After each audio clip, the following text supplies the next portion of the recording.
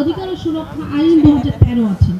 তো এর আঙ্গিকে বেশ কিছু পরিবর্তন সংবিধানে আনতে হবে, যেটি আমি পুনরায় বলছি। আমি মানবাধিকার প্রসঙ্গে একটু কথা বলতে চাই। সেটা হলো যে 5ই আগস্টের পরে আমরা আশা করেছিলাম প্রত্যেকের মতোই যে বাংলাদেশে প্রতিবন্ধী জনগোষ্ঠীরাও তারা তাদের স্বাধীনতা, সার্বভৌমত্ব এবং তাদের প্রতি যে সেগুলো নিয়ে চলবে এবং তাদের প্রতি যে বৈষম্যগুলো হয় সেগুলো কমে যাবে। কিন্তু আনফর্চুনেটলি সেগুলো বেড়েছে। এখন আমাদের ভিতরে খুব বেশি অসহিষ্ণুতা কাজ করে। একজন নাগরিক হিসেবে আমি দেখছি বাংলাদেশের নাগরিকরা খুব বেশি আমরা অসহিষ্ণু হয়ে গেছি।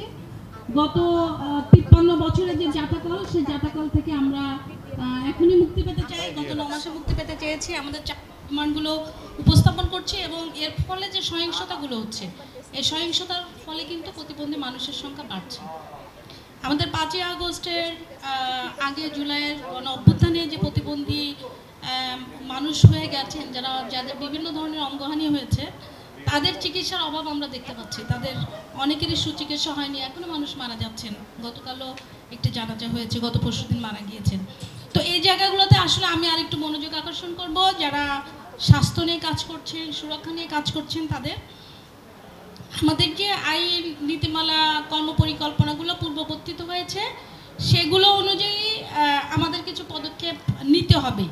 সেই জায়গাটাই আমাদের আরেকটু মনোযোগী হওয়া দরকার এবং সংবিধানের 76-এর 1-এর গ অনুযায়ী কনভেনশনের ক্ষেত্রে স্থায়ী সংসদীয় কমিটি গঠন করতে হবে। এখন রাজনৈতিক দলগুলো আসলে একে অন্যকে মানছে না, নাগরিক হিসাবে এখানেও কিন্তু আমরা সংশয় প্রকাশ করি এবং রাজনৈতিক দলগুলোকে এক জায়গায় এক ঐক্যমতে আনতে হবে। কিভাবে সে দায়িত্বগুলো কমিশনগুলোকে নিতে হবে।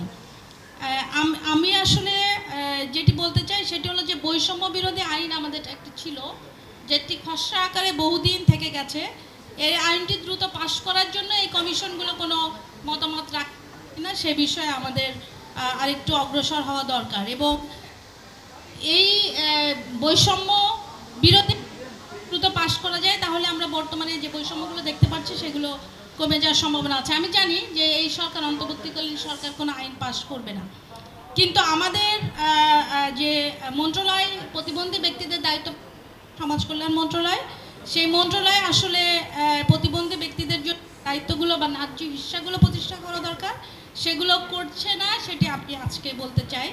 এবং রুলস অফ বিজনেস যেটি আছে, সেগুলো সমস্ত মন্ত্রণালয়ের মধ্যে অ্যালোকেশন অফ বিজনেস না থাকার কারণে প্রতিবন্ধী মানুষের প্রতি যে ধরনের দায়িত্ব পালন করা দরকার সেগুলো হচ্ছে না। তো এই বিষয় নিয়ে আসলে আর কথা না বলে আমি আমার যে বিষয়টি বলে শেষ করব সেটি হলো প্রতিবন্ধী জনগোষ্ঠীকে নির্বাচনে অংশগ্রহণ করতে দেওয়া, মানবাধিকারের ভিতর দিয়ে বসবাস করতে দেওয়া এবং প্রতিবন্ধী ব্যক্তিদের প্রতি যে রাষ্ট্রীয় দায়িত্বগুলো আছে সে দায়িত্বগুলো সমভাবে পালন করার জন্য যেখানে কাজ করছে অন্তর্ভুক্তিমূলক ব্যবস্থার বিধান রাখা জরুরি।